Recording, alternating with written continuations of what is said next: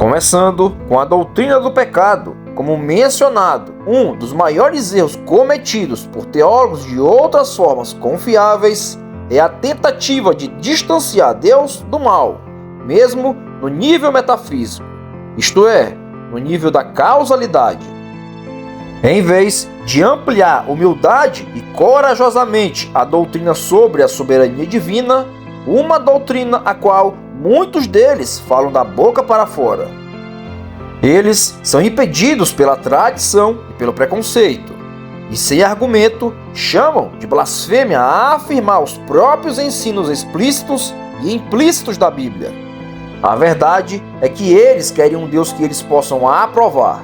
E se a Bíblia ensina sobre um Deus que é maior do que a sua concepção para transcender seus valores culturais e tradições religiosas, então ele deve ser rebaixado a seu próprio nível.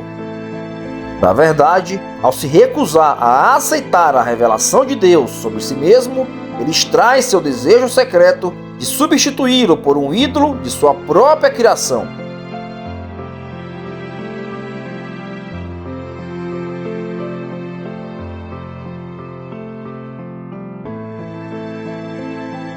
Há uma grande tensão ou contradição nas obras desses teólogos. Ao contrário do que afirmam, essa tensão não está dentro da própria revelação divina.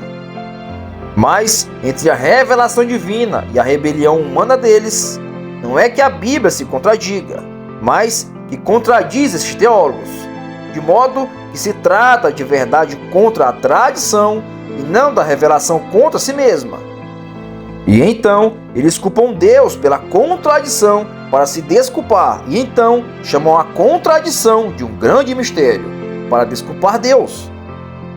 Dessa forma, eles poderiam persistir em sua rebelião contra a revelação divina, mas, ao mesmo tempo, preservam uma aparência de fé e piedade. Porém, em princípio, eles não são diferentes dos ateus e hereges que alegam que a Escritura se contradiz. Apenas que esses teólogos dão uma desculpa a Deus para manter a sua religião sem ter que concordar com ela. Mas é impossível esconder para sempre esse método sinistro de fazer a teologia papagaia, junto com o ridículo que incentiva dois incrédulos e a desilusão que fomenta nós que professam a fé. Resultou em todos os tipos de formulações teológicas desconcertantes. Por exemplo, em sua discussão sobre a origem do pecado, o famoso teólogo reformado Donald MacLeod escreveu: como então o pecado entra e com ele se relaciona com o propósito de Deus? Pecado, de acordo com 1 João capítulo 3, versículo 4, é ilegalidade. O pecado não tem significado, nenhuma lógica, nenhum propósito, nenhum fruto. O pecado é o fim da lei. Quando perguntamos por que pecar, como é pecado, estamos realmente nos esquecendo disso. Estamos presumindo que existe alguma lógica para pecar. Mas, no ponto do pecado, a lógica entra em colapso porque o pecado é o buraco negro, onde não há luz e para o qual não há lógica. Não há como saber como ou por que o pecado entrou no céu. Não há resposta para a pergunta: como Satanás poderia tentar Adão e Eva quando eles eram perfeitos e santos e estavam tão perto de Deus? Não há resposta para a pergunta: por que Deus permitiu isso? Porque é um buraco negro. E então o meu queixo cai. Abro a boca, mas nenhuma palavra sai. E isso tudo é tão estúpido. Isso é tão errado. Os cristãos não devem falar assim. Não devem cometer erros como este. Mas o fazem quando se recusam a aceitar o que Deus lhes diz. E o fazem quando desejamos substituí-lo por algo que inventaram, que consideram mais digno de receber a adoração do que o Deus da Bíblia. Desejamos algumas confirmações antes de responder. Ele está falando sério? Ele realmente quis dizer o que disse? E é esta a doutrina do pecado que um professor de renome mundial está preparando para afirmar em nome de Deus e das Escrituras. Este é o melhor dos melhores, e esperamos com toda a esperança tê-lo entendido mal. Algumas páginas depois, ele escreve: existem 4 palavras no Novo Testamento que expressam vividamente o que é pecado. A 4ª palavra é anomia. Pecado é ilegalidade. 1 João capítulo 3, versículo 4. Esta é, em muitos aspectos, a definição mais importante de pecado no Novo Testamento. Essa definição nos lembra que o pecado é, em sua própria natureza, anômalo. A palavra inglesa anômalo vem da mesma palavra grega anomia, sem lei. Se algo é uma anomalia, isso significa que vai contra todas as leis e toda a razão. E essa é uma maneira maravilhosa de descrever o pecado. O pecado é a anomalia definitiva. Sempre relutamos em aceitar que o pecado não pode ser compreendido. Queremos perguntar como e por quê? Como ele veio? Porque Deus o permitiu? Queremos raciocinar por meio de todas essas perguntas. Mas temos que voltar a isso. O pecado é o fim da lei. O pecado é uma anomalia. E a anomalia, por definição, é o que está além da razão e o que não pode ser compreendido. Como podemos entender ou explicar como o pecado entrou no céu? Havia esse anjo grande e brilhante agora, conhecido como Satanás, mas também conhecido como Lúcifer, o portador da luz. Ele foi perfeitamente abençoado, magnificamente inteligente, moralmente correto e totalmente íntegro. Porque ele deveria escolher pecar.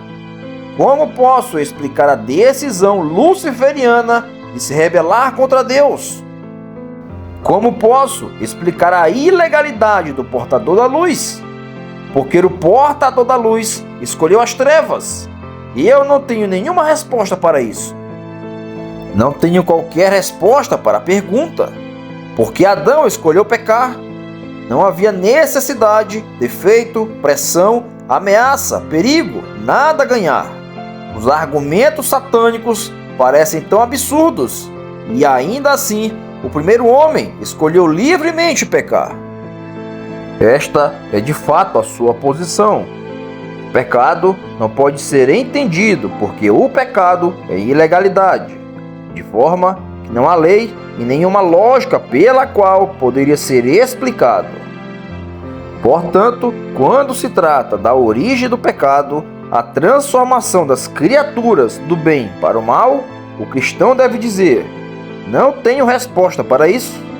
Estremecemos de indignação e desapontamento por um teólogo renomado ser tão estúpido, tão confuso e tão calunioso com a Escritura. E agora, para que alguns leitores não deixem de perceber a extensão dos problemas com as suas declarações, devemos abordá-los. Visto que quase toda frase contém vários erros e todo erro está relacionado a vários outros, seria difícil produzir uma resposta exaustiva, porém ordenada.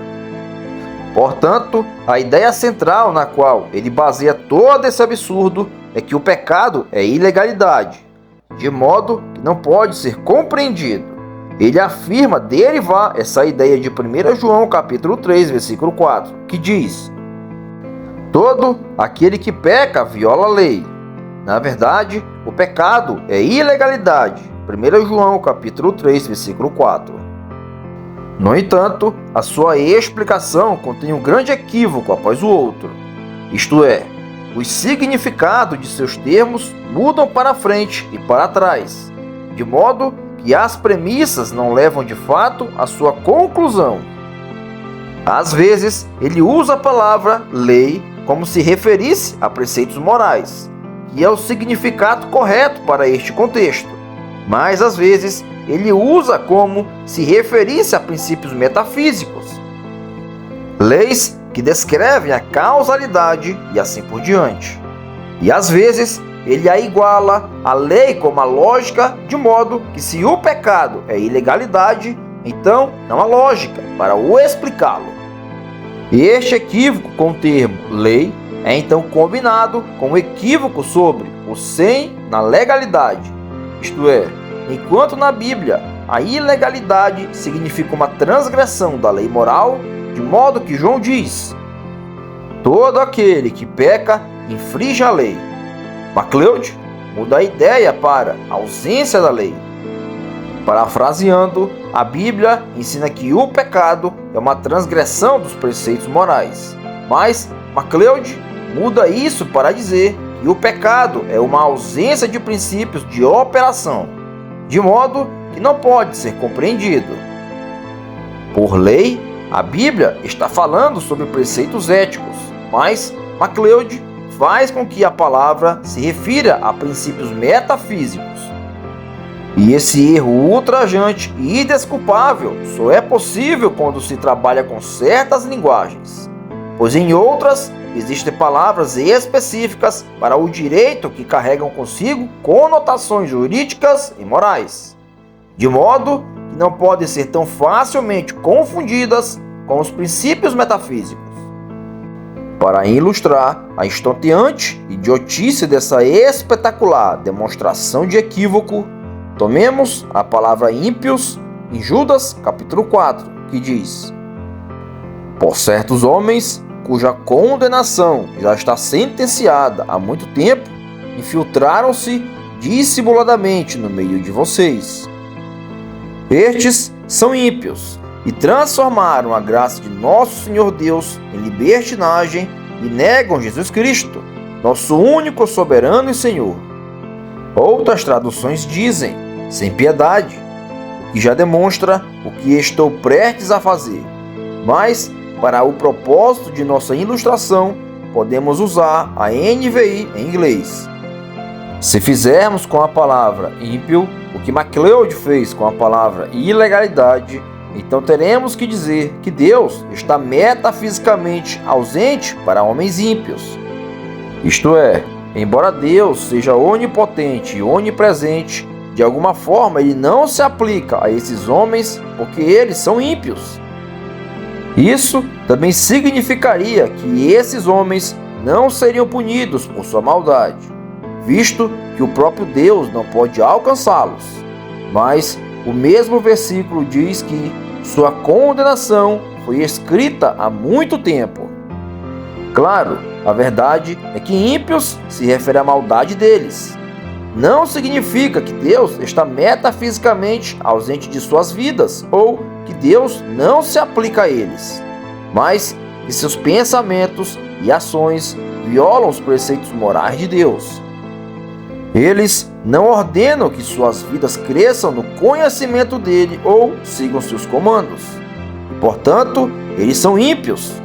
Da mesma forma, alguns homens são sem lei porque pensam que se comportam contra uma lei muito presente e ativa. E isso não significa que a lei se tenha tornado ausente ou inaplicável para eles. E o significado de lei aqui se refere a preceito moral, não princípio metafísico.